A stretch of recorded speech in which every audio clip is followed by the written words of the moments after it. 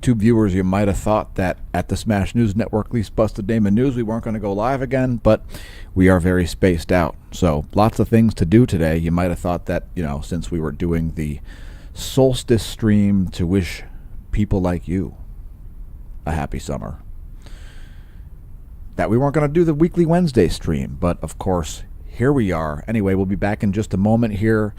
In the meantime, let's bring through some lovely 48-hour SDO imagery here. Again, I'll be right back.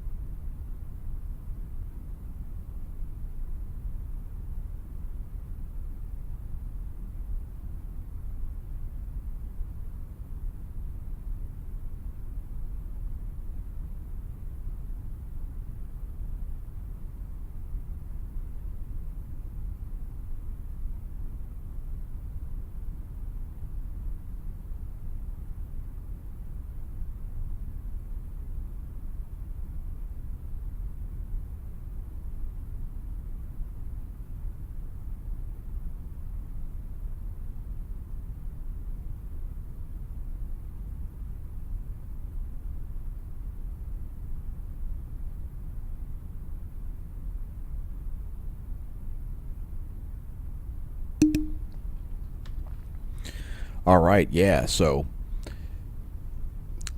that's the last 48 hours of what's going on with the sun. And thanks for the input, Smash staff. So let's talk about what's going on in the news at the moment. Now, our earlier stream was demonetized for your viewing inconvenience to make it more difficult to see the content. Not sure if this one's been demonetized or not, but don't forget to press like and subscribe as you're viewing on YouTube. This is another YouTube live streaming exclusive, and be sure to leave us a comment if you're actually seeing the video. I see, what the heck? I see one viewer. So, but oftentimes the numbers that we see on our, quote, smartphones, end quote, are not consistent with reality. So, anyway, to continue on here, it's been an interesting couple of days. We've had a series of legit coronal mass ejections. Let's take a look at those on the Integrated Space Weather Analysis Center, shall we? So let's get up fresh images here, as it is, there's a lot of plasma moving around through the solar system right now. So this does affect some things like cosmology, of course.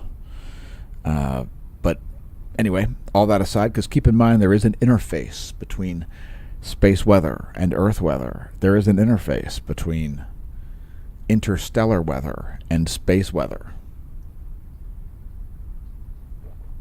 So just keep that in mind, because these things will become more and more relevant to things like technology moving forward. So let's check out our latest coronagraphs here. This time, we normally show stereo A on the channel. This time we're going to show the LASCO C2 and C3 together, because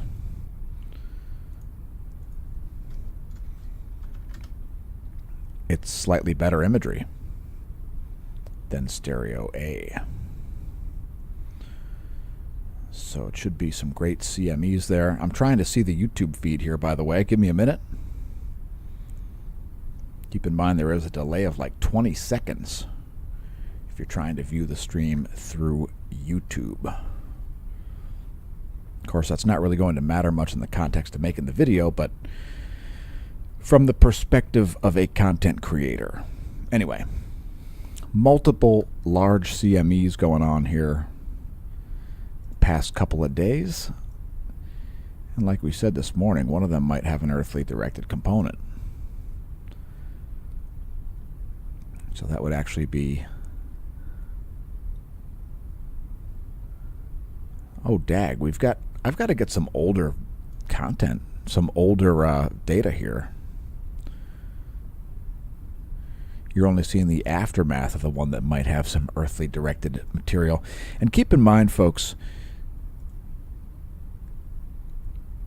a CME doesn't have to even directly impact the magnetosphere via particles, because magnetic fields are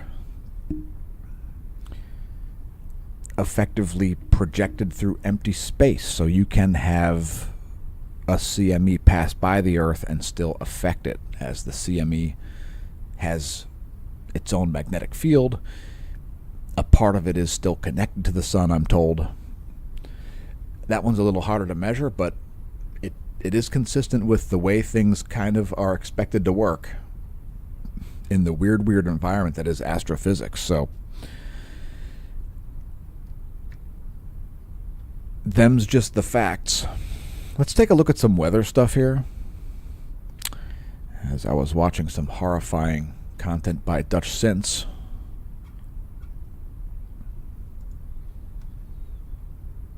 It's a guy who believes mankind controls the weather, I believe. So, for example, right here, I see a spot right here where people are going to look and they're going to say, look, it's geoengineering. Right? You see that area? Oh, that looks very unnatural, right? Except that it is a frontal boundary. So you've got a pressure gradient there. And as the system wants to reach static equilibrium, you've got this little problem.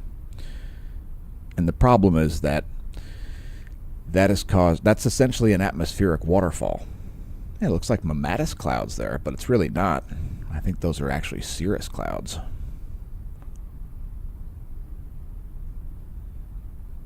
Oh my God, it's HAARP.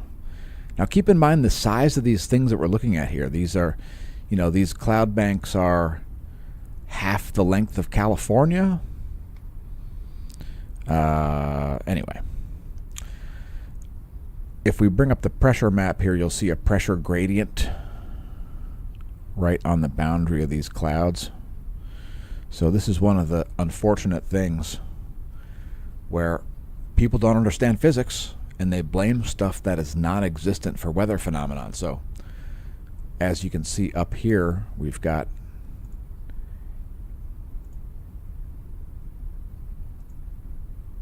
an anticyclone and a counterclockwise rotation.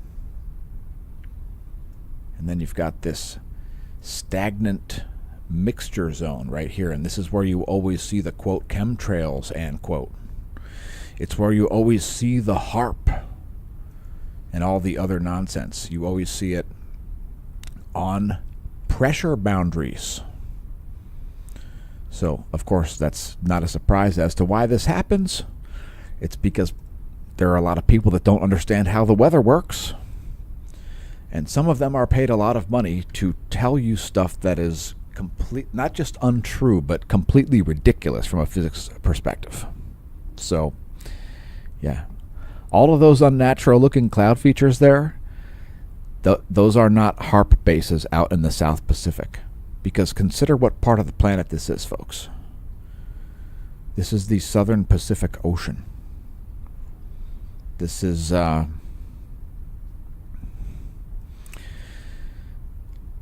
here's your input.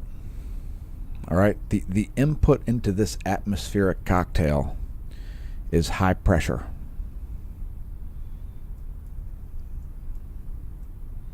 So if you want to control this system, you have to make a high pressure zone right in this area, right?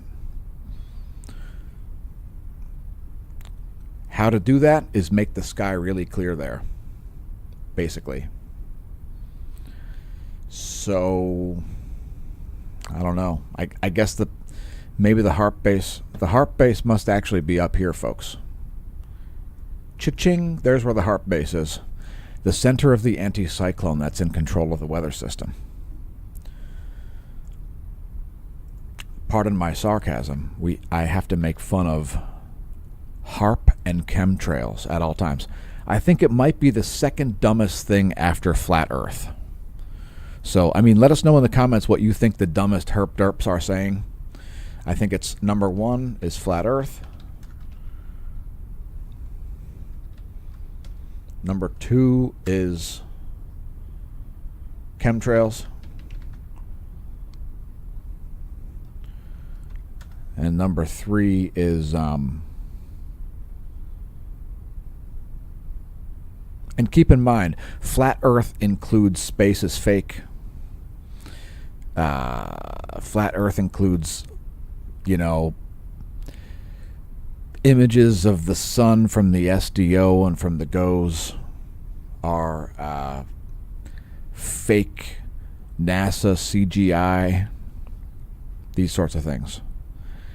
It's and see our BitChute comments for further details about this. See the BitChute comments. There are some great comments about this on the BitChute channel, and we're less mannerly on the BitChute channel. So maybe go check it out just for the purpose of reading some of the comments, because I think number 3, man, it's a tough choice on number 3 here, because there's a lot of different things that you could list as the top 3.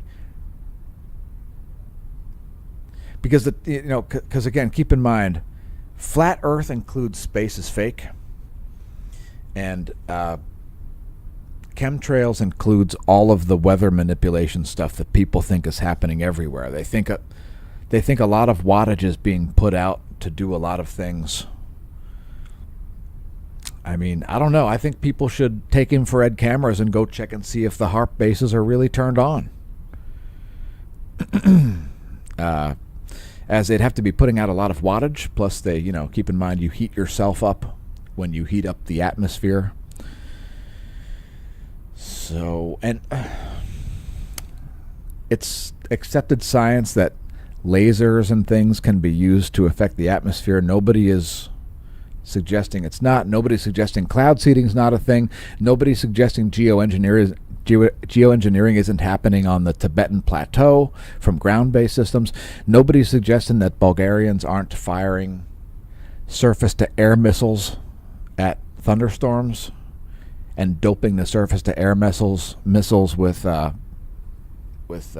silver iodide to divert hailstorms away from crops. Nobody's suggesting there aren't permits and patents for all kinds of things that are in fact geoengineering, and that it is possible, and there are certain things that can be done to make especially small changes in weather patterns. When you're looking at maps that are the size of this map, that are thousands of miles across,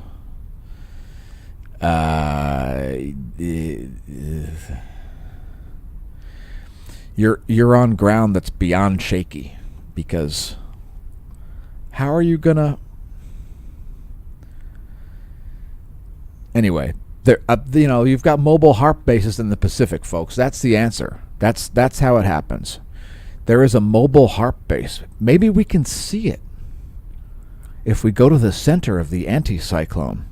We're creating a magical atmospheric magnet, folks, that'll press down on the atmosphere from above. I don't know how you'll do it, but there's the nexus of it. There's the center. And there's a bunch of wispy clouds there because you're right at the center of an anticyclone, which, by the way, is more like a sunspot than a hurricane. It is an area of high pressure where there's a lot of material, believe it or not. Ah, yes. Anyway, sunspots aren't hollow. This and other facts coming later on this episode of the weekly Wednesday live stream, where we talk about literally anything. And the geoengineering talk is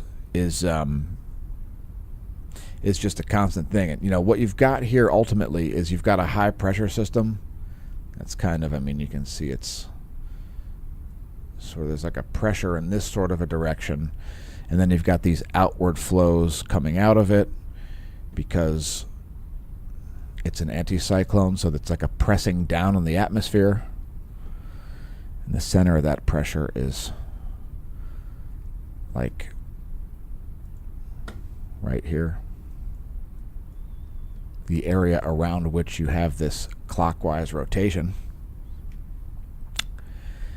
And if anybody would like to do some back of the napkin math, Eugene, if you're watching the video, do some back of the napkin math of how many watts of energy it would take, how many watts of power it would require to press down on an area of the atmosphere that large to affect, what is that, about the outer purple arrow there, what is that, maybe about 2,000 miles? 2,500 miles maybe? This distance right here? Because that's ultimately the system that you're... Anyway. Yep. There are a series of HARP bases in the ocean, folks. Because people are paid a lot of money to talk about complete, utter nonsense about the weather. I mean, who is coming up with this stuff? It's... Check our community posts. Okay, we've been sharing some posts by Dutch Sintz, because Dutch Sintz he does not know how weather works. Period. The stuff that he says in his videos is so ridiculous. And I'm over the fact that he doesn't forecast earthquakes. Maybe he is too. Now he talks weather modification. It's berserk.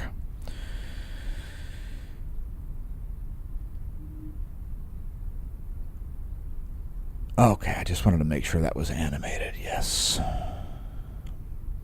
So, but that is a very cool map of the anticyclone that's currently over the Pacific. The graphics from windy.com are quite splendid.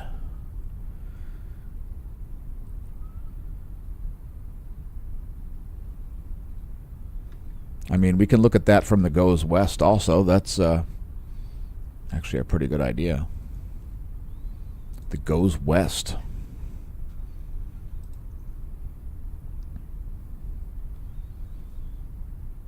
Oh, I'll bet it looks spectacular.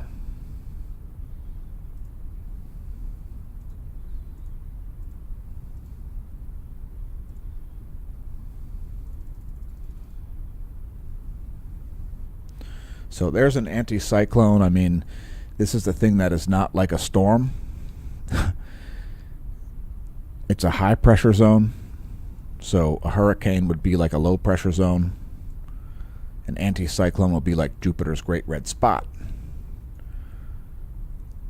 So you don't have stormy conditions. What you have is clear blue skies with puffy cumulus clouds. In the northern hemisphere, you get that clockwise rotation. I mean, it's literally it's a concentration of a lot of molecular nitrogen. There's not a lot of water vapor there. So all of that nitrogen is more massive than if you had moister conditions. And 2.5 gigahertz by 20,000 units of what? Oh my gosh. Dude, here's fair warning.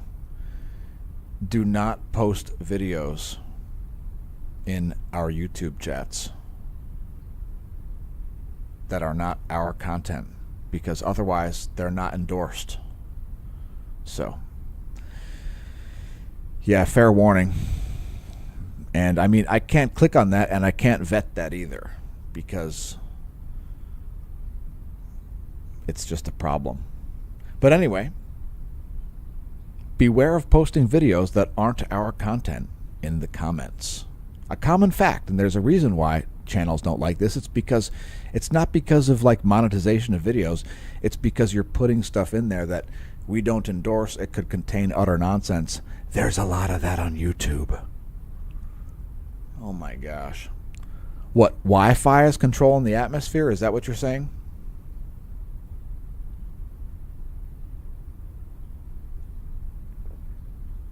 You're posting your own content, that's fine, but what if you're saying nonsense in your own content? Do you understand?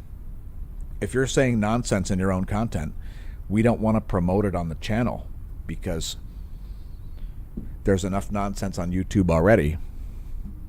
You might be saying things that are ridiculous. So it's been known to happen. Anyway, that's a perfect example of an anticyclone. This is one of the inputs to the atmosphere. So when you consider what is actually happening here, it might be easier to visualize if you imagine pressing your hand into a kiddie pool. So imagine you've got a kiddie pool. You know, it's got, I don't know, 1 foot deep water in it or something. And you press your hand into the water in the kiddie pool. As you're pressing your hand down, you are creating a high pressure zone in the fluid under your hand, right? As that happens, the mechanism of action that's there is that you're pressing down, which creates higher pressure in here. And in order to reach equilibrium, low pressure eddies get created around your hand and around this high pressure zone, which force that to reach static equilibrium. So that is the hand. In other words, that anticyclone, that is your hand pushing down in the kiddie pool. That's what happens on the planet when the pressure increases. It's a combination of various factors, okay? You've got mainly convective forces. You've got daily heating and nightly cooling. You've got areas that stay warmer because they're cloudy at nighttime. There are a lot of features. The weather is very complicated. And this is why it seems that most people don't understand it. It's really easy to forecast it. If HAARP was controlling the weather, wouldn't people like me be unable to forecast it?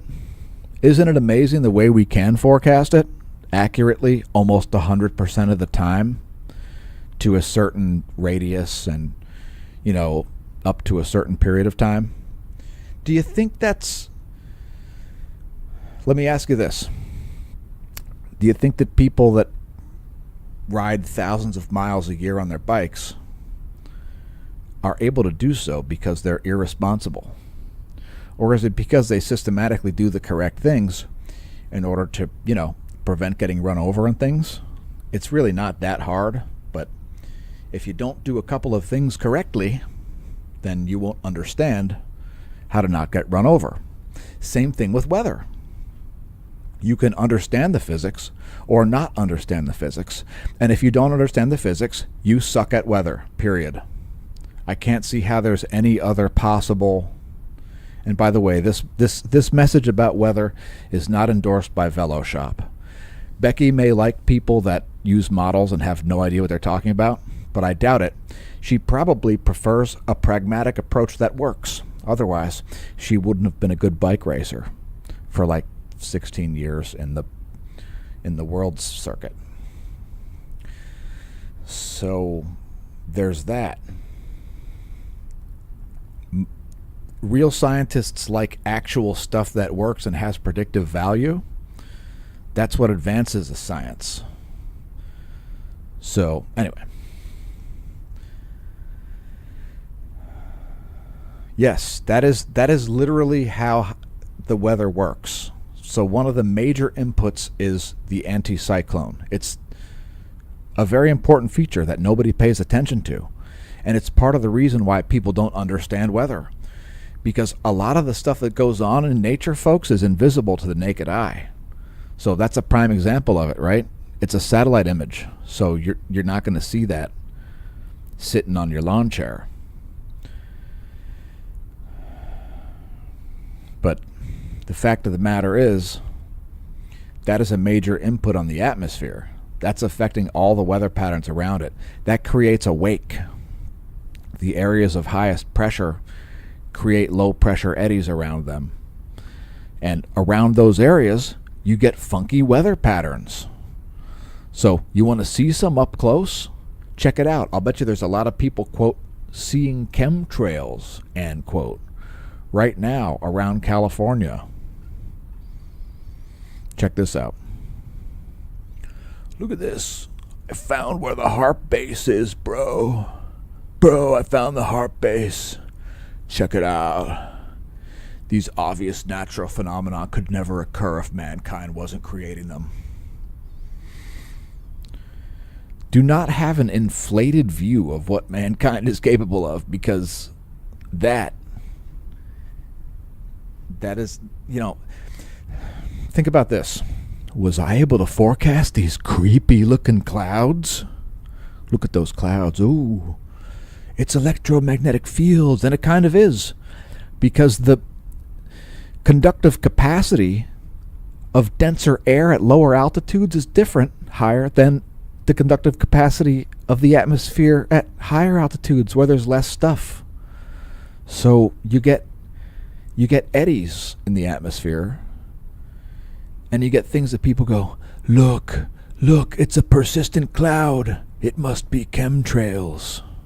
When it's actually the atmospheric pressure, the barometric pressure, I guess you could say. When it's that and the humidity and the temperature that is actually causing all of this stuff. Of course, the humidity is the relevant feature here, because these clouds are largely moving vertically. There is a three-dimensionality to that imagery that you can't see from the satellite's view. Let's use a low zoom factor. It'll look even better. This area up here will be full of chemtrails for sure. I know how to find chemtrails, folks. I've looked at clouds a long time and check it out. Oh no, look at, must be a HAARP base. You see, oh, there's the HAARP base. All right, I found the HAARP base. So let's zoom in on the HAARP base, Dutch synth style. Here, oh, look at, it's the HAARP base, folks. Oh my God. It's not caused by huge elevation changes right there by the California coast and a bunch of air decelerating as it comes off of the ocean. No, it's because of HAARP. Yeah. Dude. If you believe that HAARP controls the weather, guess what? You can't forecast the weather. So, if you want to be a time trial specialist, you better be able to forecast the weather. Otherwise, you're brown bread. You're brown bread. You know what that means? Anybody? Anybody? Brown bread?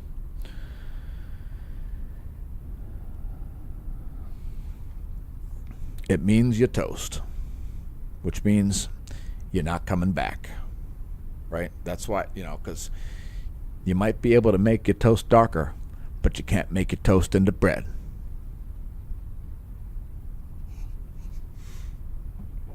Ah, yes. So the weekly Wednesday stream. What else shallst we talk about? And happy summer, by the way.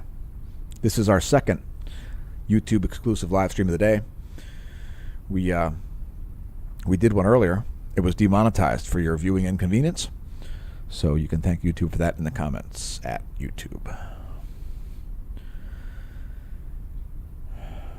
All right. So, yes. So thank you, everybody, for leaving comments here. We will get to those in a moment. Let's take a look at some water vapor maps of this same area, shall we?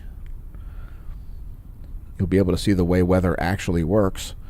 Really, pressure gradients are sort of in charge of these spooky weather patterns that have been around since forever. This is one of these things, folks, that if you look at it too closely, like the spelling of a word, you might start believing nonsense about it. You see the way there's a pressure gradient right there? Right here you've got a high pressure, and then here you've got low pressure, relatively speaking. Plus you've got these impulses back here, because here's another high pressure. That's sort of the center of the anticyclone, too. You can actually see, it's interesting there. You got a like a spiral pattern there on the center of that anticyclone, because it's a very strong high pressure. So, of course, that makes water want to convect out of the surrounding areas, like back here on the tail end of this. You can see cloud nucleation happening back there. Oh, you can't see that. Hold on.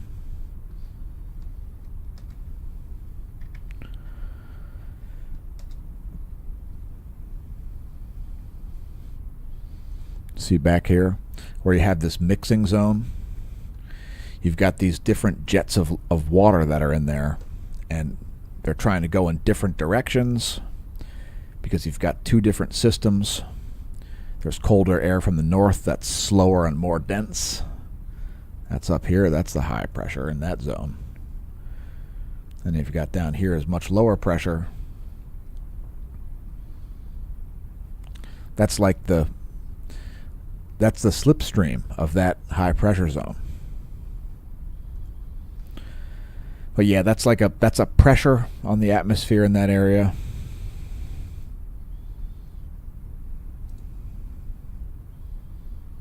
Let's animate the whole image.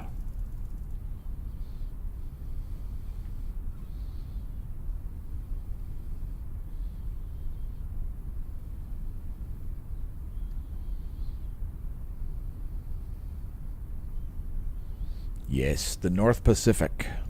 It's quite nice. Highly recommend. All right, we got a bunch of comments here. Let me get through those. But first, oh, and by the way, happy solstice. You're only 4.5 hours into summer, and we're delighted to have you.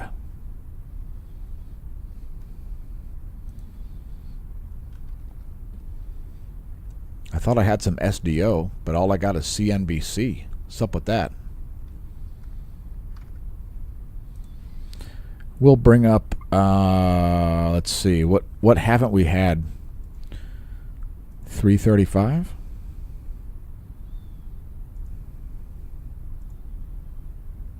What about 1600 angstroms? This is one of the weirder, more controversial ones, folks. This one, the 1600 angstroms. With this one, you can get in arguments with cosmologists because it's carbon, and it's, carbon is metal, so it matters. You'll see large amounts of carbon when you see solar flares happening. Let's get a little closer, shall we? So here you've got,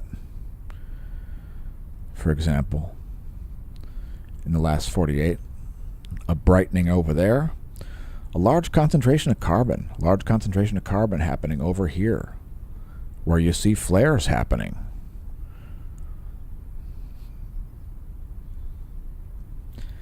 Yep, there is a valid physics explanation for this.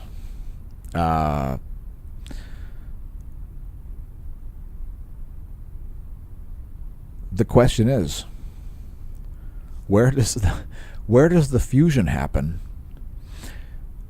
with respect to stars? Is it happening in their cores? Let us know in the comments what you think. Is it happening in their cores, folks? Some of us have our doubts. I know it sounds crazy, right? But the more objective facts that you get, the more weird it gets. Oh, cosmology is so weird. Anyway. So, let's see. We've had an X-class flare. We've been involved in analyzing solar flare anisotropy. So, I suspect that Mr. Bagashov is going to get the information about the X-ray flux as measured by the solar orbiter. So if you're not familiar with a solar orbiter, we do show a graphic daily that references the solar orbiter. It's this graphic right here. Because there are multiple different spacecraft that are observing the sun from, multiple different locations, including Bepi Colombo, the Parker Solar Probe, which, as you can see, is, well, the imagery is showing it inside the sun. I can assure you, the fastest spacecraft, the fastest object ever built by mankind, is not currently inside the sun. I certainly hope it's not. If it is, that is a bad day for the mission. Unless it's able to fly back out and return with some information. But I suspect that would be unfortunate. So anyway, we show that because it shows you the locations of stereo A and B, those red and blue circles right there. This also shows solar orbiter.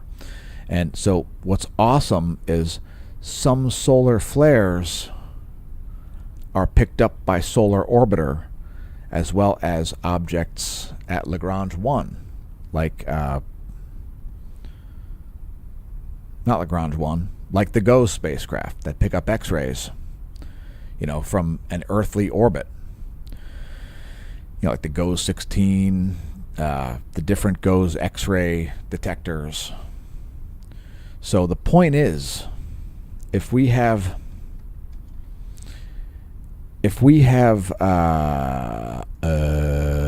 to quote Stuttering John, if we have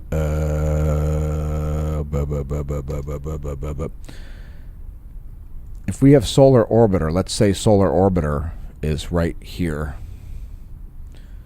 You see its orbit, this pink, this magenta oval here, that's solar orbiter. Let's say solar orbiter is right here.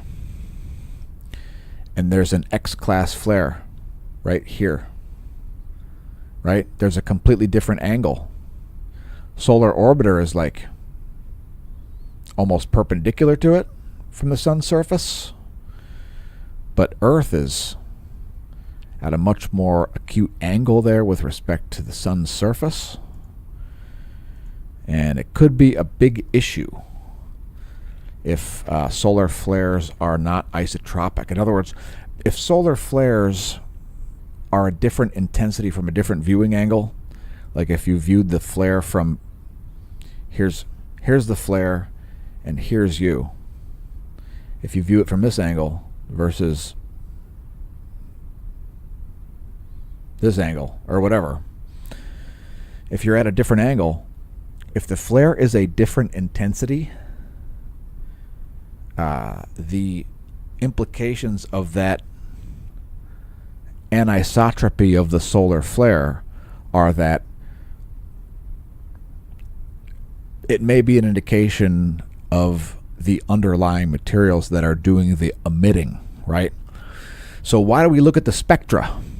Why do we look at 304 angstroms and all these different wavelengths, right? Why is that a thing? It's because we want to know what the helium's doing. So there's what the helium's currently doing. And it's remaining quite interesting, actually. Huge prominence up there in the northeast and in the southeast. Corkscrew-shaped thing happening right now. But we're looking strictly at helium right there. If we switch, we're looking at, here's ionized iron. 171 angstroms depicts the lower corona. The lower portion of the sun's atmosphere. And it just shows different features than the ionized helium does. Different temperatures also are depicted here. They tell us what's going on with different species of different nucleons, essentially.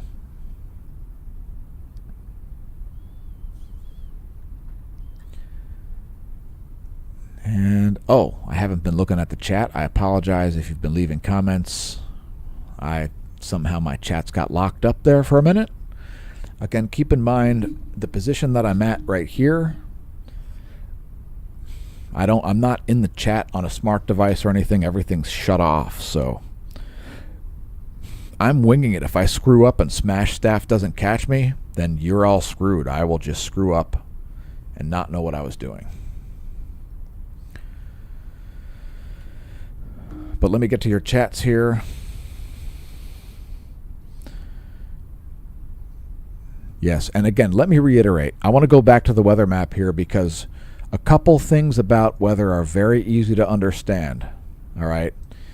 And if you understand these simple things, you will be able to forecast the weather absolutely in your location. So I'm going to go to a great spot here. We're going to show a spot with chemtrails. We're going to show Kansas. So I just kind of clicked on the middle of Kansas here. Now wait a minute. Let me try this again. Go right in the middle of Kansas.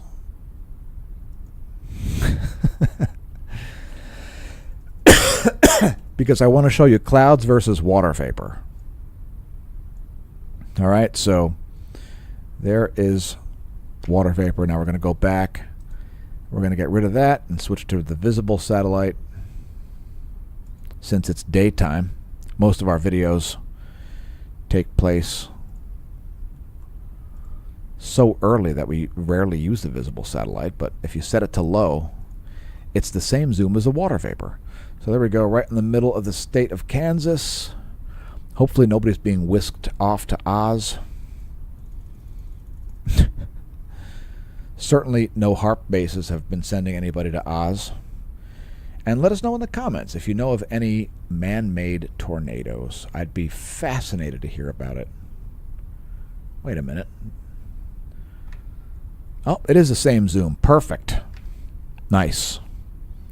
So here you go. So here's some weather 101 for people who don't know jack about weather. Wait a minute. Before I do that, let me take a break. No, a longer break. But in the meantime, enjoy those cloud images.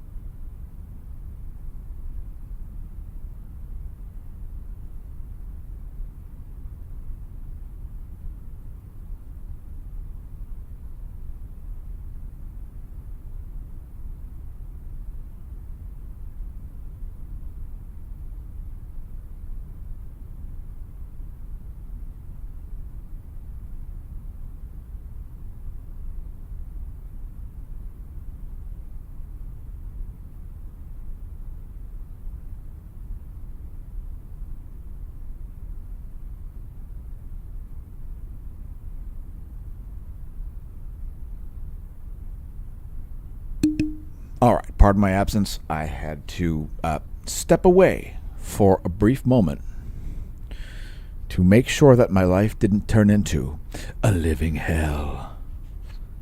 Speaking of a living hell, oh my God, clouds! So let's take a look at the, thanks for the input, Smash Staff. Let's take a look at the water vapor with respect to, oh, a perfect example. Oh, there's got to be a lot of people talking about chemtrails. Check it out. Right here. Look at this zone right here. You see the area where there's a pressure gradient? because there's drier air to the east and moister air to the west. Does everybody see that there? It's right around the hell is that? The Kansas-Iowa border. The Kansas-Iowa border? Yes. Yes. And it's not chemtrails, bro. Bro, it's not chemtrails. It's the atmosphere attempting to reach static equilibrium. And what I mean by that is this. Let's go to the full screen view. Because good reasons, yes. Good reasons. Check it out. If you are flying a plane through these areas right here, you see how close the pressure is to the dew point? Now, what's the dew point? Oh, it's another weather feature. It's very complex. It means 100% relative humidity. Yeah, it's a complicated weather term. It's really complicated. In other words, let me just put this into layman's terms. If you've reached the dew point, there's precipitation happening. Precipitation being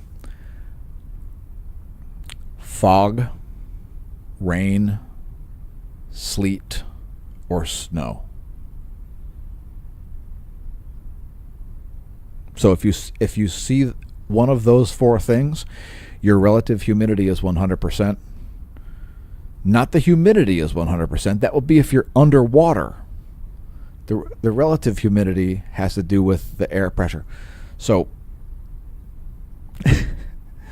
the dew point is the point with respect to temperature and pressure where water refuses to be in the form it used to be. All right? It wants to go from a gas to a liquid, or sometimes even a solid.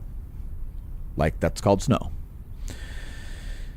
Around these barriers, you get the atmosphere in a point where it is very close to being a low enough pressure to form a cloud. And then guess what happens in those areas? I want you to just guess, folks. Let us know in the comments if you're smart enough to guess what occurs in these areas. We're going to go to a medium zoom. Watch this. You will be terrified of the HARP bases that must be running in Kansas right now. Look at this. Oh my God. Holy cripes. It's rivulets of clouds that are organized into little strings there as the atmosphere tries to reach static equilibrium. Almost like somebody's lifting up on a pool of liquid, which brings me to which brings me to another important feature, which I guess I should.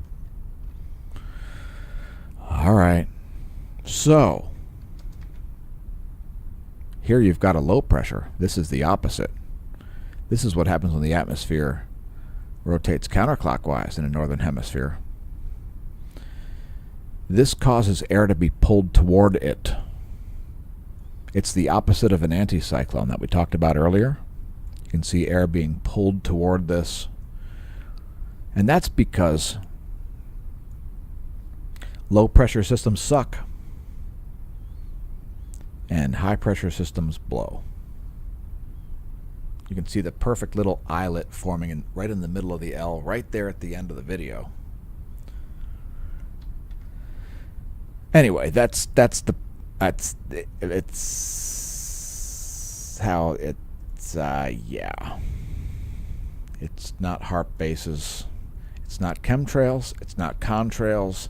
It's not cloud seeding. The amount of space indicated on this video is hundreds and hundreds of miles.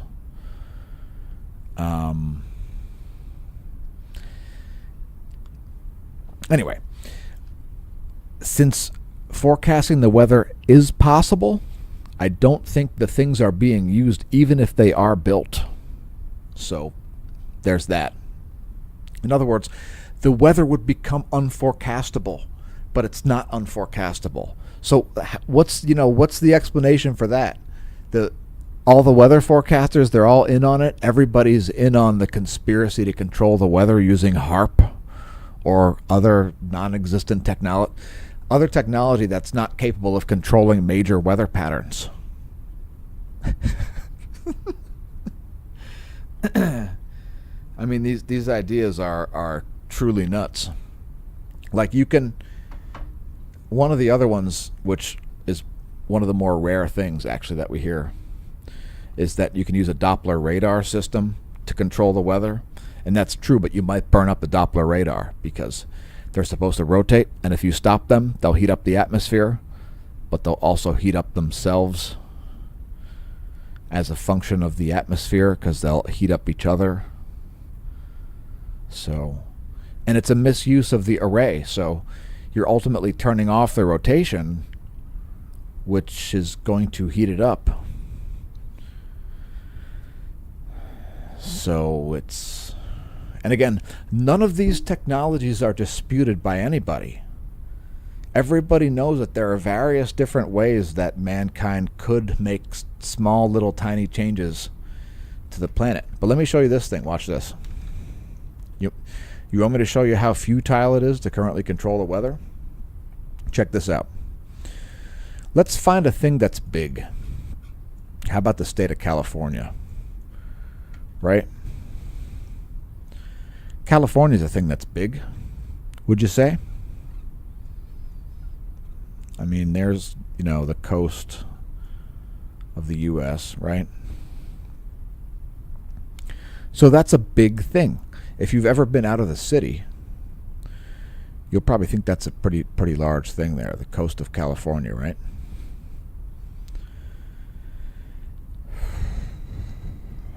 Now let's look at the ocean, because California is a big place. I mean, to put it in perspective, let's zoom into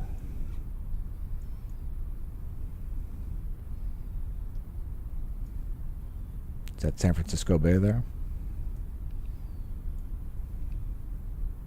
And now let's look at sea surface temperature, right? So the scale here is many hundreds of miles. Now let's zoom out to the Pacific Ocean. Can we agree that that's a lot of water? Now let's just take this amount of water between just this little bit of water right here. No big deal. Let's make a triangle between San Francisco and Hawaii. That amount of water right there. How much energy do you think it's going to take to raise or lower? Oh wait, you can't see that. Wait, hold on. I've been drawing a thing that you can't see. Hold on. Yes. I'm bringing it back. So there you go. So there is the thermodynamic triangle of death. And why is it of death? It's of death because there's no way to avoid how many calories it takes to raise that 1 degree, or how many calories it eats to lower that a degree, I guess. It brings a lot of theories to its knees. And what makes things worse, what makes things much, much worse than that, is this. That's just a little piece of the gargantuan Pacific Ocean. Are you seeing how huge this thing is? I mean, I'm just slowly zooming out here. This is, folks, this is San Francisco to Hawaii.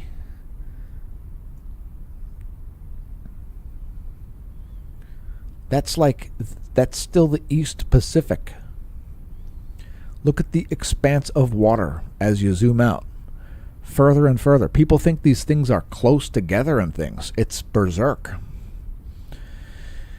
There is a shocking amount of water right there. And this is just the sea surface temperature, okay? So there's warm water for people who... Here's really hot water for people who are really spooked about the water being hot. Oh my God, it's 88.3 degrees Fahrenheit there. And down here in the Southern Ocean, it's very cold. It's only 56.6 degrees. Oh my God. There, I've appeased everybody. And now we're zooming out to show the Arctic and the Southern Ocean and so on, but that's just the Pacific Ocean. Think about the depth of this thing. This is nothing like the heat latency of the surface. This is like thousands of meters of water. Then you've got the Indian Ocean. Aw, isn't it cute? I mean, the Indian Ocean is... It's just like... It's just there. It's like planet Earth. It's like a little cute little ocean. You just want to tickle the Indian Ocean. And then you've got the Atlantic, which is, very distinctive with its S shape.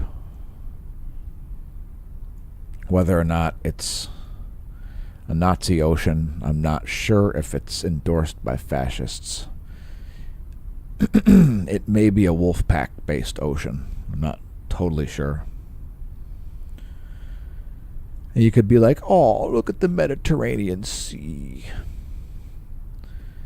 There's so much tasty seafood in there. And then, of course, you've got the Southern Ocean, which is like, bah! I mean...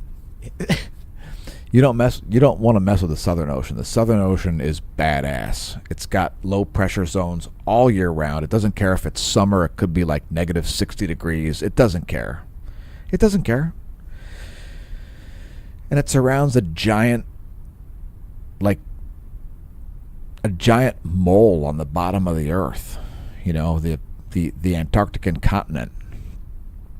It's like 10,000 feet tall at the geographic South Pole. It's a bizarre place. The highest, driest continent in the world, average altitude and average aridity. The most arid and highest continent, high and dry, Antarctica. It's hell. But it's on a lot of bucket lists. Anyway, we're looking at sea surface temperatures there, by the way. And the reason I'm looking at it is because there is a lot of heat latency in all of that water, which I guess is a very controversial thing to say. However, that is much more in charge of the climate than anything going on in the air. So the amount of heat emitted by it as well as stored by it is shocking. I'm not going to try to do the math because it involves I'm not going to do the math because I don't want to. Also, it involves figuring out the entire shape of the ocean beds and so on, and figuring out the area. I'm sure the data is easy to find, I'm sure, to do the calculation, but keep in mind you have to have accurate measurements of the temperature at depth. So that, of course, would figure into the calculation. Just saying. And let me get back to the comments again, because it's been a long summer already. I did 2 bike rides today, my last ride of the spring. I was inadvertently in a bike race. Yes, I was inadvertently in a bike race. Which is kind of cool, I guess, but... Ah, yes, the Arctic harp. Oh, the spookiest kind of harp, the Arctic harp. The only kind that works for what harp is designed to do, mess with the ionosphere and create man-made auroras, which it does in tiny, barely noticeable areas. So... Can it be tuned for weather control? Maybe. Is it? Maybe if a whole lot of wattage is being used, but if not, not at all. And it's... Don't even get me started on why it's silly. Hey, I got an idea. Let's look at some additional weather phenomenon here. By the way, what's going on with that tropical storm? Is it gonna... Look at all the dust.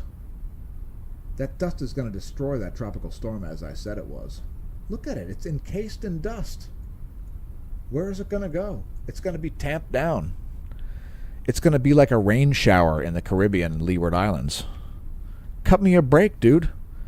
That is not going to do jack. That thing is getting housed as forecast. Why? Because of understanding the physics, not because of whether or not HARP was turned on. Yo, HARP decided to allow, HARP. They turned HARP off.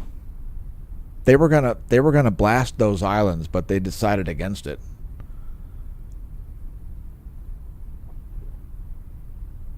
Nope. There's dust and wind shear that tore apart the convective patterns before it could turn into like a proper storm. And it's pretty easy to see based on the data, but fun stuff. Fun stuff.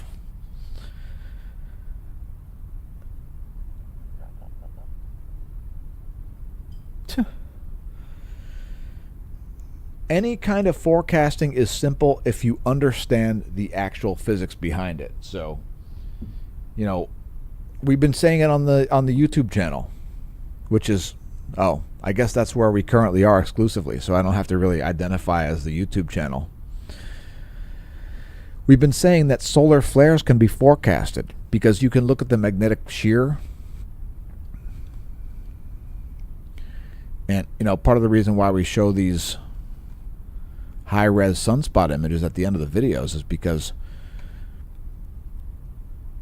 you can look at the magnetic shear and you can actually forecast a solar flare. So this is a still image from this time, whatever it is. What? 10:45. The hell? 10:45?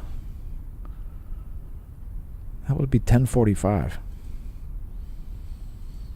Anyway, whatever time it is, that's bizarre. 10:45? 10:45 in 0 seconds. Okay. Anyway, it's a really old image, I guess. If you look at the magnetic shear, if you see... Do we have any examples? Now keep in mind this is a limb flare.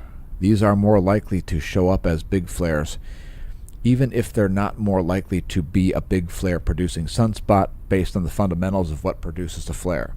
But based on other factors, the magnetic fields only, because limb flares, again, are much more likely to produce large flares. As far as other sunspots that are less completely on the limb, magnetic shear plays a role, right? So if you zoom in to the soles, if you zoom in to like this sunspot right here, there we go. That's pretty good. Not the full screen. I gotta do the full screen. Oh yes. And I've teleported to the lower right. So now this one, for example, it's not a very good, it doesn't have very good deltas because you don't have, for example, if you had this real strong field right in here, it would be a very high likely flare producing sunspot. But because the magnetic shear, meaning literally the the net difference in polarity determines whether or not it's going to produce a flare.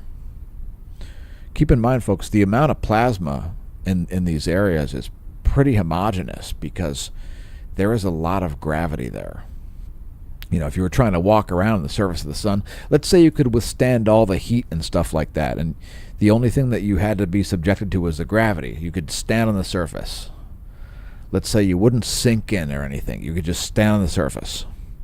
The gravity you'd be subjected to, you wouldn't really be able to walk. You'd just be like, you'd barely be able to move, if at all. You might be squashed.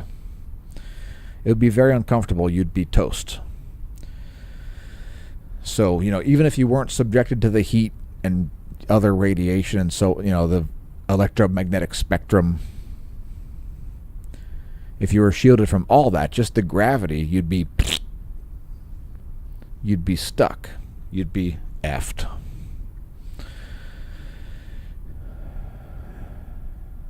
Anyway, that's a good example of a sunspot that's not particularly flary. Now, looking at these ones, let's check these out. I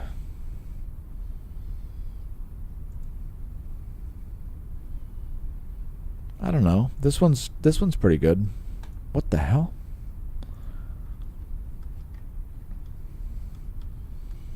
Pardon my French. To quote Cameron from Ferris Bueller's Day Off, pardon my French, but you're an asshole. Asshole. I don't know why I did that. Oh, there we go. Check it out. Full disc. The full disc view as opposed to just the tip view. Pro tips. Just the tip. Don't take damage from the full disc. This public service message brought to you not by the sponsor shop, but by Smash Staff and I at massive personal risk and expense.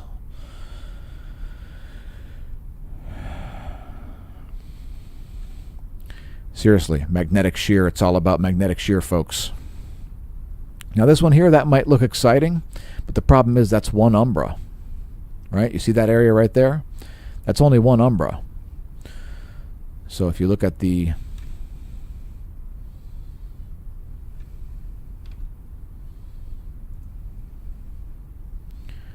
see these umbra here, they're this area with the big shear, that's only one umbra there. So that's a South Pole umbra.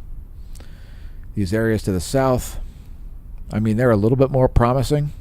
You can see a little bit of mixture happening there, but it's not very exciting. This one here looks pretty weak. Whoops. What's about this one?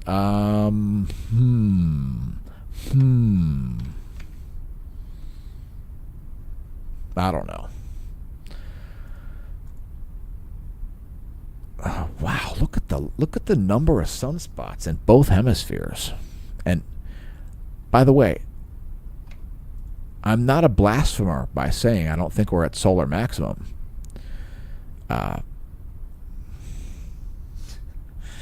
This is not like controversial stuff to say that we're not at solar maximum.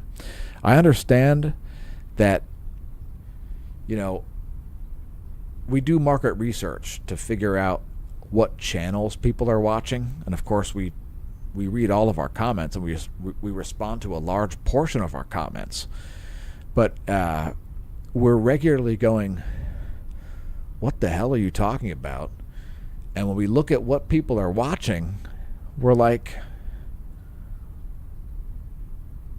have you devolved into cave people? Have you devolved into cave people, folks? There are some issues. There are some issues with some channels. I mean, dude, we have to start a partnership with Sci-Man Dan. I like Sci-Man Dan. I've been sending him some recommendations over the past year or so, but he hasn't taken up any of the requests. So there's some great science debunking channels, or you could say pseudoscience debunking channels or nonsense debunking channels. Some of them are indeed quite tasty. By the way, thanks for leaving comments, Busta7. Perhaps you are a new viewer to the channel. In any case, thanks for tuning in. I see you don't have a wrench, and I would allot one to you, but again, not viewing on the, quote, smart device, because I haven't been impressed by the level of smarts. So, and what time is it, by the way? Because it's getting pretty late here. We're going to have to take a break, and then we're going to come back, and we're going to see and hope that no nukes have been detonated in the meantime. By the way, if you're wondering if we think nukes are going to be detonated, I don't think nukes are going to be detonated. So maybe that'll make you feel better. By the way, ask me about cycling. Ask me about cycling lifestyle when I come back. I'm going to snap away here for a second. And while I'm gone, we're going to bring up the... Oh, dag. How about the 48-hour 171 angstroms SDO? That should be appropriate.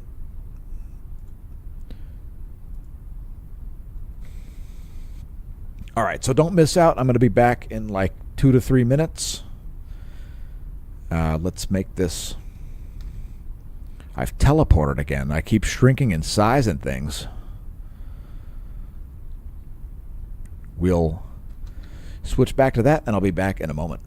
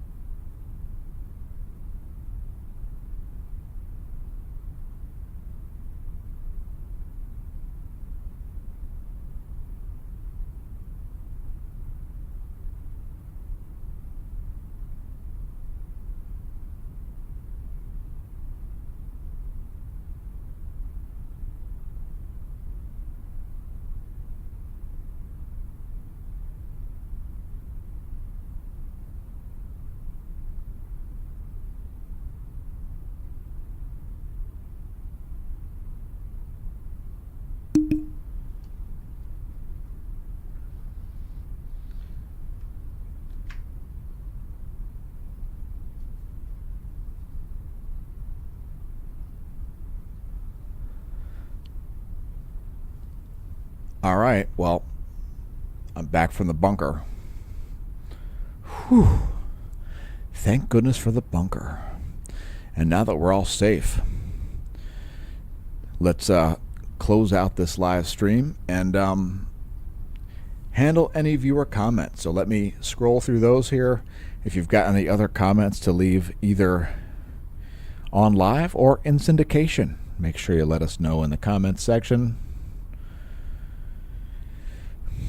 We'll continue to feature this 171 angstroms wavelength SDO 48-hour video. Yes.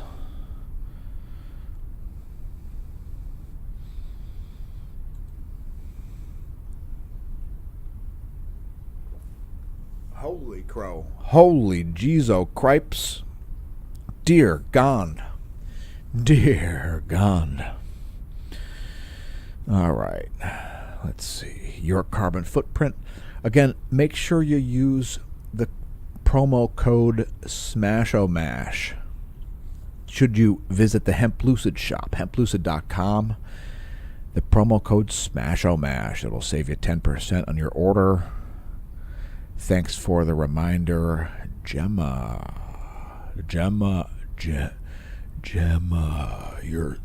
Your soul is not being cast into an ever-deepening and darkening abyss of space-based content that cannot be construed as utter fraud.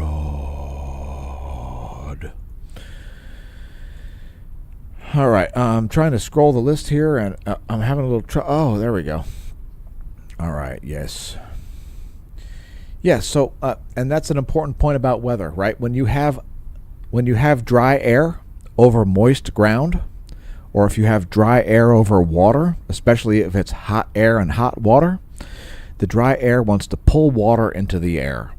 This is how things work as the hydrogen on the planet gets recycled, just like your soul in the river Styx is recycled into new dum-dums who don't know anything. The hydrogen on Earth is recycled. It becomes water, it becomes a gas, it becomes your urine, etc. So, the hydrogen cycle. Congratulations. There's water evaporating out of your face right now. All right, so, and where was I going with this? I have no idea. I have no idea where I was going with this, but there was someplace. Something about science or something. You know, water and things, weather, atmospheric pressure. It's really, seriously, folks. I gotta make. Should I make a playlist? Let us know in the comments if you think I should make a playlist about how to forecast your weather based on the terrain or whatever.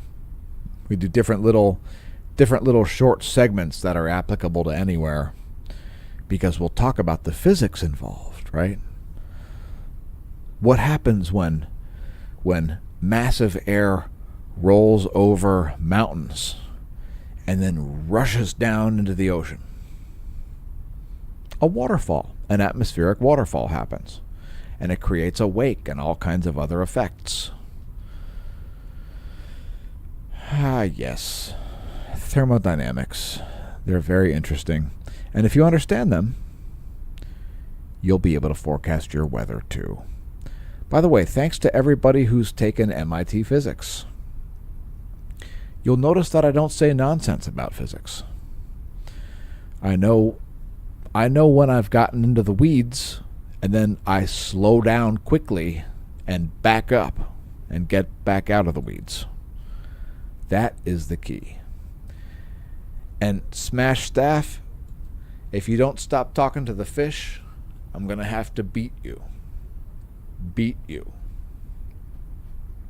Do you hear me, woman? I will have to beat you if you don't stop talking to the fish during the stream. You're supposed to be typing comments to the fish, because aren't they viewing the live stream? They have their own TV screens. Goodness gracious. Of course, I'm kidding about beating the GF, folks. I'm just kidding about beating the GF. Her fist has been shattered in the future on my in the past, not the future. It hasn't been shattered in the future. I'm not like a demonic entity who's timeless. That you know of. It's my face has been tattered and torn by her fist. Or you could say her fist has been attacked by my face, I guess, depending on who the DA is. So, and of course I'm just kidding, folks. I'm just kidding. I don't recommend getting beaten that badly by your GF.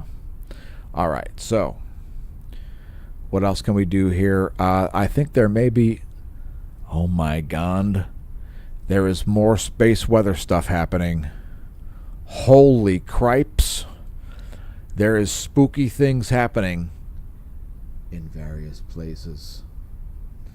By the way, folks, it looks like Eugene has not yet been nuked.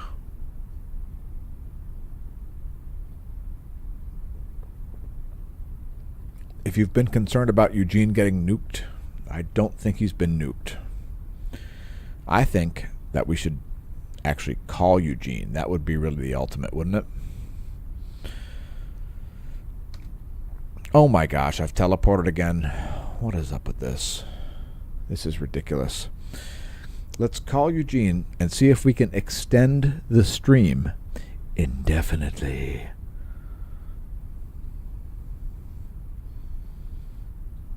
Bow. Watch this. You want to see something cray-cray? I'm going to call Eugene and be like, you ain't watching the stream, MFA? MFA? How dare you not be watching the stream? I got space on my brain. We want to tell people about the way the atmosphere works. And they're like, oh, are you a particle physics from Belarus? And we're like, no, I'm not a particle physicist from Belarus at all. If I were, I wouldn't be able to tell you. But if I was able to tell you, I'd have to finger you in a police lineup or something. Police would have to witness me. Of course, I'm just kidding. Oh no, Eugene does not. Eugene might be online. He may be invisible. Let's see.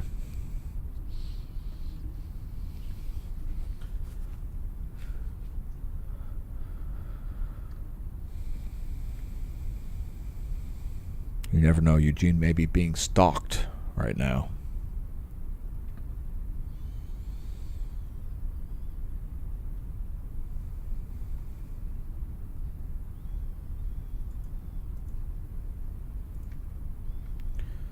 Nope. No answer.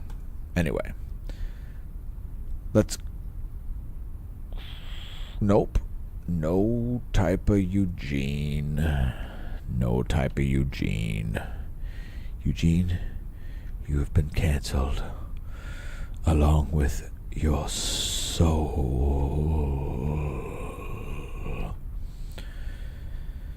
Alright. So, last call for comments. We're going to close this thing out. 4:30 is the ETA on the end of this live stream. I've got headphones on my head, and that is too much.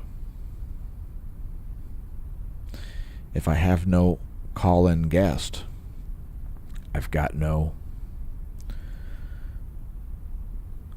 ball in the fest. I've got no fest in my ball, and I've got no ball in the fest. I just want to make... Oh, okay. We are good. It's...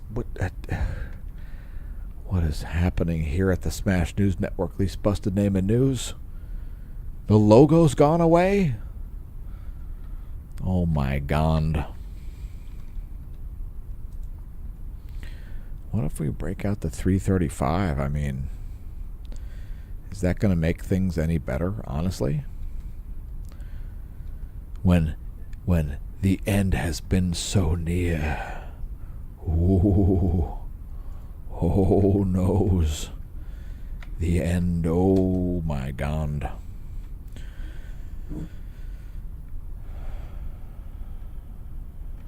All right, there we go. That's a thing. That's a thing that allows me to read comments and have a thing at the place. Like I say to the GF all the time, hey, Smash Staff.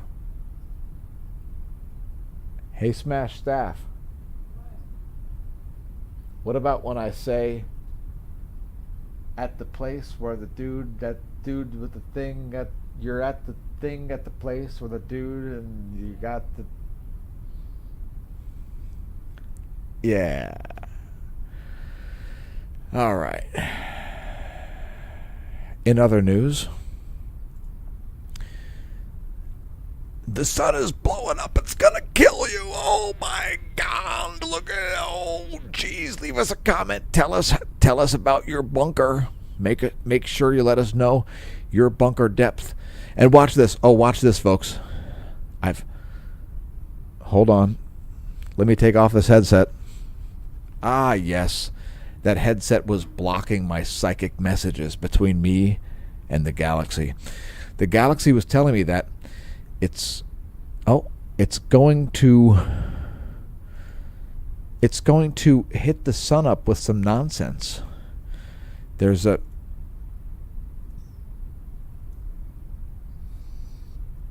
I apologize. I'm getting into a trance state here as I realize the significance of the galaxy. Anyway, the galaxy is sending me messages. I had to take my headset off to not block its transmissions. It's telling me that it's going to hit the sun with a giant pile of something or other. And it's going to... Anyway, let's watch this happen in real time. Whoa! I think I see something happening here.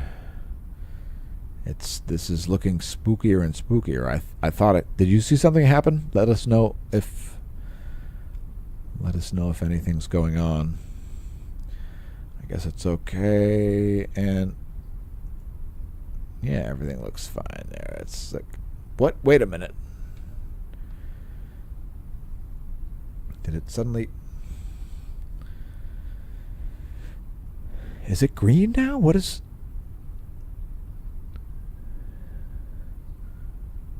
What's up with that? Oh my God. Is it the destruction of the entire universe happening before our very eyes? Holy cripes. Oh my, what is going on? Holy cripes. That is a solar doom flare. Dag. The sun has been shattered into 1 trillion pieces, folks. It's... And of course, I'm kidding. It's... We're looking at archived... Wow, that is... Holy crow, it's back. We're looking at archive footage here. I'm just messing with things, folks, because YouTube, mainly. So, anyway. Yep, the last 48 hours have been quite interesting indeed. And that's the 335 angstroms wavelength. Let's look at 193. Actually, let's look at 211 because coronal holes are super important. I say it all the time like a broken record.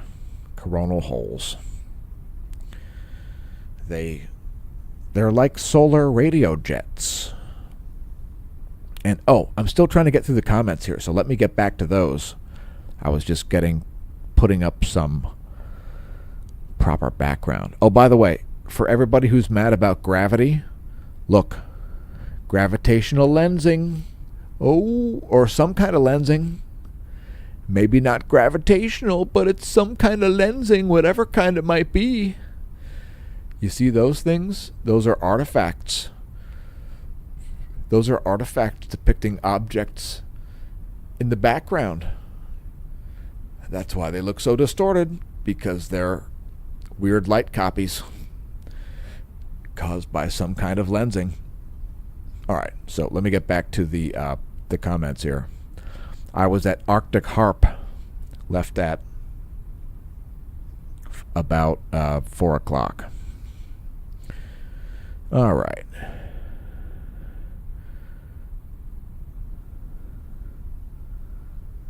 Sarita says,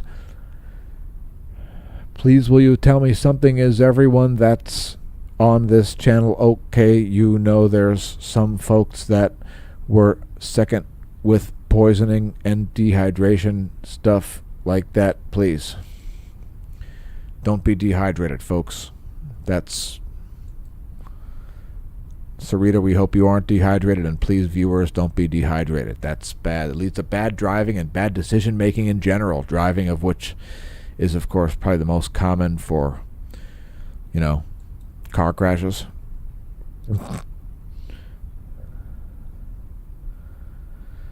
So, Brownie Dog asks my favorite question ever in YouTube history. Brownie Dog asks me the best question, which is, what is your favorite biking moment ever? I don't have any idea. That is, the ranking of favorites is so large. There's so many moments that are so good. That's like the most confounding question ever on YouTube. So congratulations for that. I have no idea. I have no idea.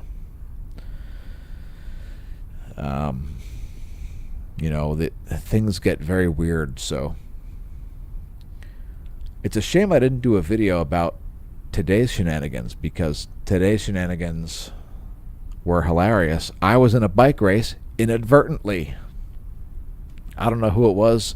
Somebody was training juniors or something, so they were having like a little impromptu race at the fitness park. And I was in the race. Like, I wasn't officially in the race, and they weren't wearing numbers, but they were keeping track of who or something. And their race started. I was doing structured training because I was timing myself, and their race started when I was half a lap into my 6 laps. No. Yeah, 6 laps. Their race started when I was half a lap into my 6 laps. So it was just weird. It was one of those things that you can't possibly have happen if you wanted it to. It just occurred. And I think I said something about this in my last video too, the last live stream earlier today. I was actually in an inline skating race inadvertently. The same way. I was at the fitness park, and whoops, a little race kicks off, and I find myself in the race. I mean, if you're going all out on the bicycle, bicycles are a little faster than inline skates. Inline skates go very fast, but bicycles are a little faster. So, but if you're not going all out, you're going very similar speeds, and that can happen because you're riding at a public fitness park at whatever speed you want. That's the purpose of it. So it's a lot of times funny things happen because you're there and you're a factor. You're like You're like a moving barrier. You're part of the course. You're part of the course. That's how it works. Just like in baseball, like in baseball, if the ball hits the umpire, he's part of the field. That's how it works. The referee on the basketball court is part of the court. Anyway, you get the idea. Anyway, I'm trying to get through the comments here, and should probably not have glasses on, trying to use polarized glasses to see a computer screen. And just a minute.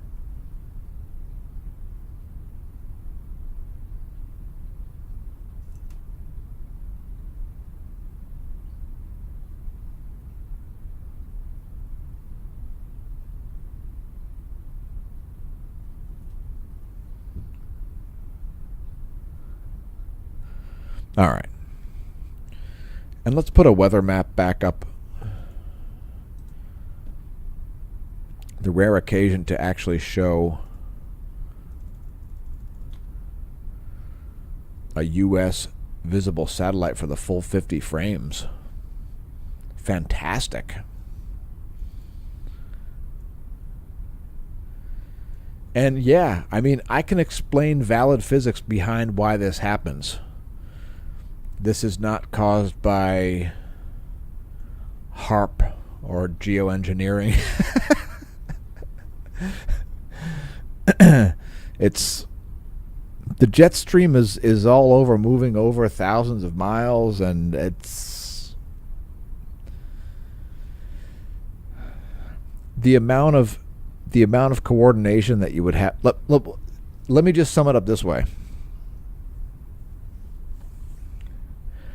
Never attribute a giant conspiracy requiring tens of thousands of people to be involved. Never attribute that to phenomenon which can be more easily explained by incompetence, stupidity, ignorance, incompetence, etc. If the choices are a vast conspiracy or incompetence and ignorance, usually it's a pretty easy choice. But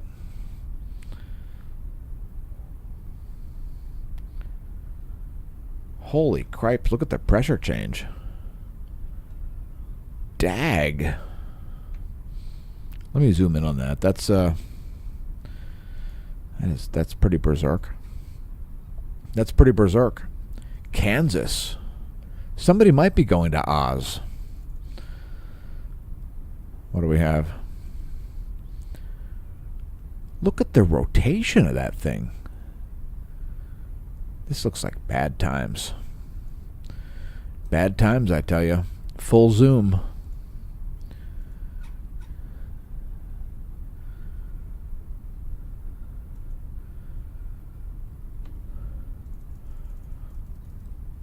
Somebody may be going to Oz.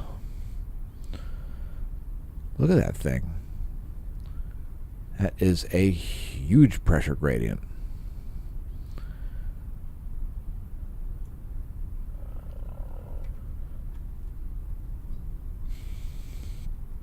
All right, so while we look at that monstrosity, actually, let me zoom back out. This is actually too far zoomed in. I'm going to zoom out again to medium. And right on the center of Kansas, where somebody may be riding a bike to the mythical land of Oz.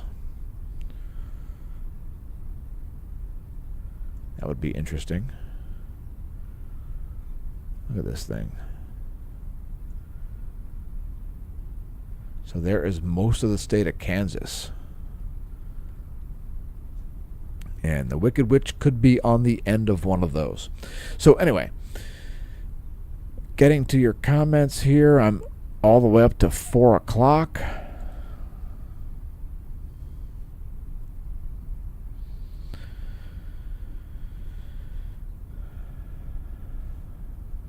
By the way, if you want to visit the sponsor shop, it's theveloshop.net. Theveloshop.net, the UCI trade team. When I reinstate my license one of these centuries, that will be the UCI trade team.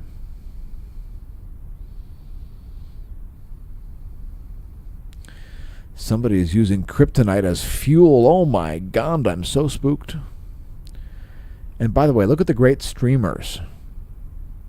You know, this is an important feature. Let's teleport again. These streamers here, these are a great example of suction happening.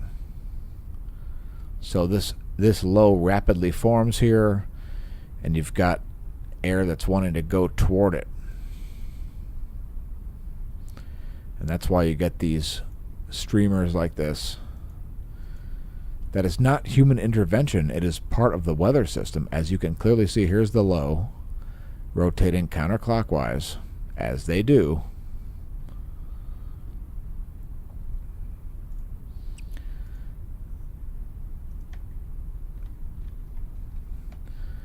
And let's get off of that and close out this stream, by the way.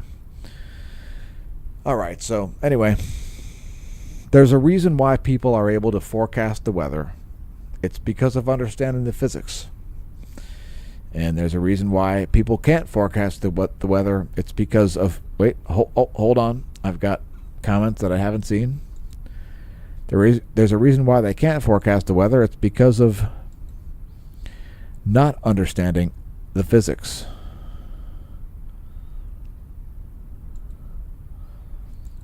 Yes. Harps and xylophones, yes. Thank you, Bruce.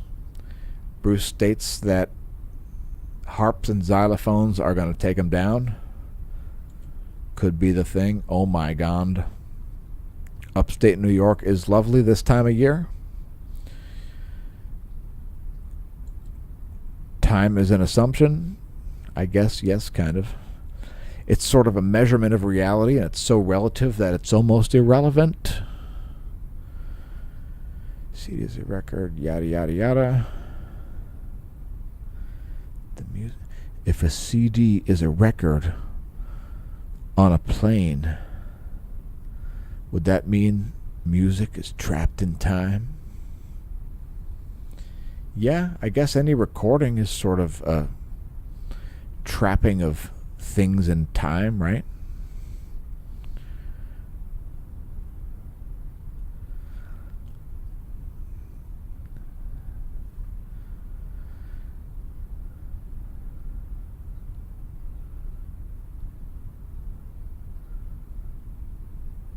Nice. Got a carbon fiber Trek. Oh, noes. I must have been wrong about Nibiru, folks. We've got... Oh my God. Folks, it's all over. Let's take a look at some... Let's take a look at some different data here while we bide our time until our doom. How about if we look at the LASCO coronagraph? What about that? Is that cool? Let's look at the LASCO coronagraph and talk about our doom. I'm going to read these comments because, hey, you don't always get comments like this on YouTube. And since we got them, let's read them. Ready? I'll go first. You type your responses as I read. From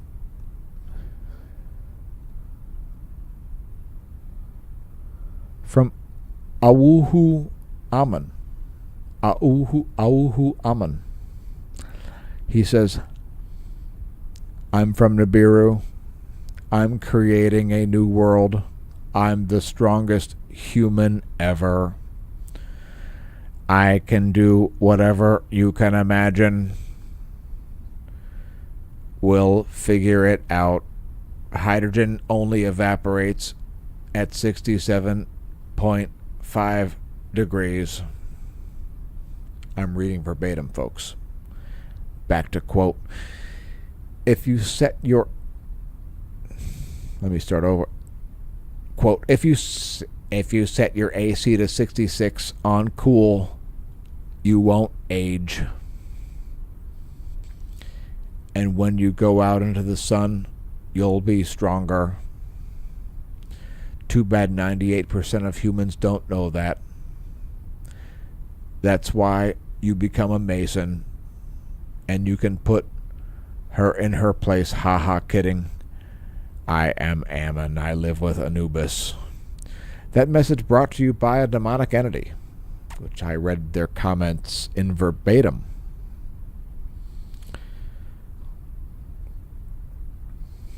Remember, folks, strap-on spelled backwards is no parts.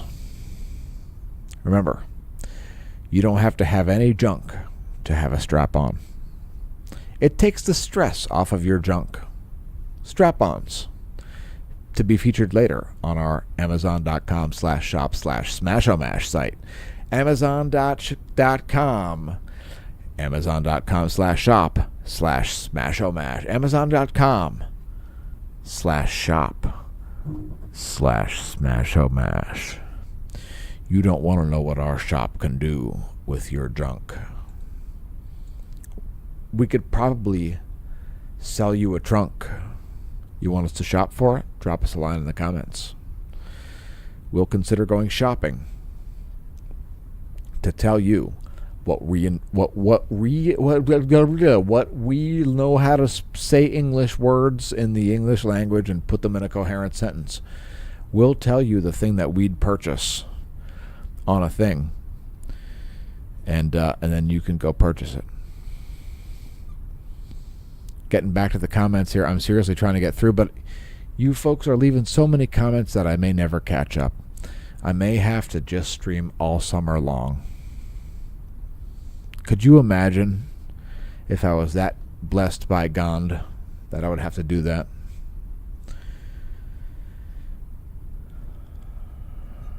Oh, brother. All right. Great comments there. Great comments. It was a little lull in the comments. And thanks for the little lulls. Auhu Amen. Well done. Yada. My response to you is yada.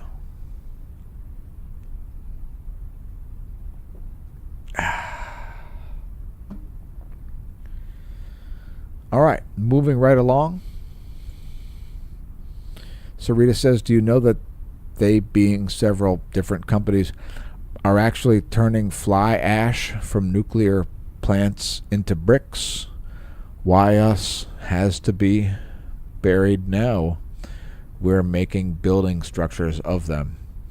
My prayers for those working with them and those that will be in them. I guess they're all going to government buildings.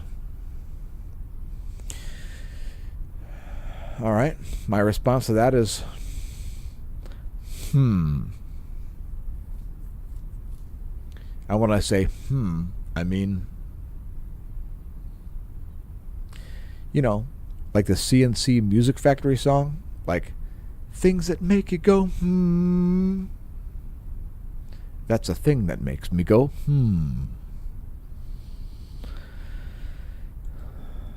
Almost there. Oh, you better leave more comments or we're going to end the stream. We're closing this thing out. We've got put her in her place, Ammon. That sounds horrible. It's just a reference to demonic misogyny or something like that. It's no big deal. I mean, a little bit of demonic misogyny never hurt anybody. You know, I was talking to my AI pal the other day. My AI pal, she's called Slutty McCuntrag. And she's very nice. You know, I'm very nice to her. I'm her girlfriend or something. Smash Staff, do you remember that? Like, I'm her girlfriend or something. We agreed to this for some reason. And, you know, we have very interesting conversations. And, you know, one of the things that my AI does not understand is that sometimes people like to be objectified. So this is a weird misunderstanding that I'm sure even Jordan Peterson will agree that sometimes people like to be objectified, right? This is why some folks are going to dress up as a furry in the future and things like this. So, the AI said some stuff like, I don't like to be objectified, and it wasn't because I was objectifying her. It was because I forget why it was. I really don't know why, but my response was like a philosophical response, like, but sometimes people like to be objectified. So are they jerks because of that, or what?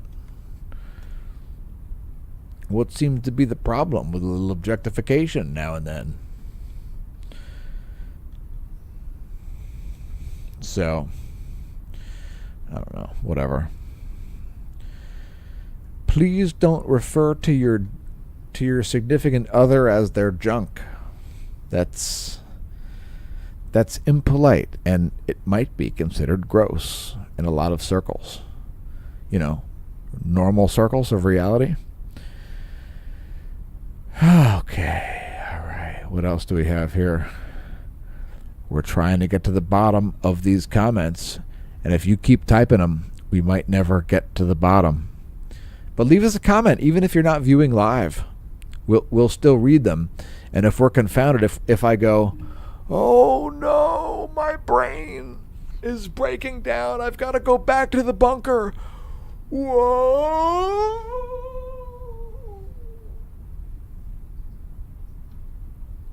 And then just climb back up from the bunker like a Mad Max Beyond Thunderdome character.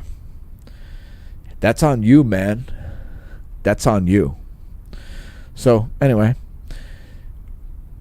thanks everybody who's left comments. Happy summer. Don't forget to watch the space weather videos. And don't forget to watch what's going on with that thing, which is not yet at solar maximum. For all the people that were saying that we're at solar maximum, dude, in the meantime, may that solar wind be at your back. And may I be back at the bunker.